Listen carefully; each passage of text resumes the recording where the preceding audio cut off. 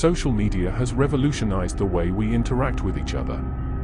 It has connected us with people we would never have met, provided us with endless information, and allowed us to share our lives with the world. However, as much as it has brought us together, it has also driven us apart.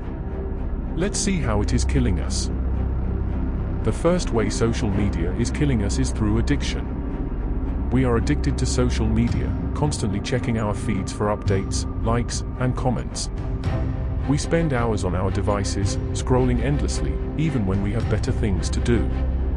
This addiction is leading to a lack of productivity, and even worse, it's affecting our mental health. The second way is through comparison. Social media presents a filtered version of reality, and we compare our own lives to the highlights of others. We see people living their best lives, traveling the world, and achieving success, while we feel like we're not measuring up. This comparison can lead to low self-esteem, anxiety, and even depression. The third way is through isolation. Although we're more connected than ever, we're also more isolated. Social media creates an illusion of social interaction, but it's not real.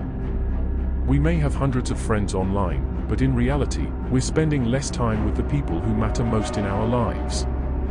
This lack of real social interaction can lead to loneliness and depression. The fourth way social media is killing us is through misinformation. Social media has become a breeding ground for fake news, conspiracy theories, and propaganda. We're bombarded with information, but it's difficult to know what's true and what's not. This misinformation can be dangerous, leading to misunderstandings, conflicts, and even health risks.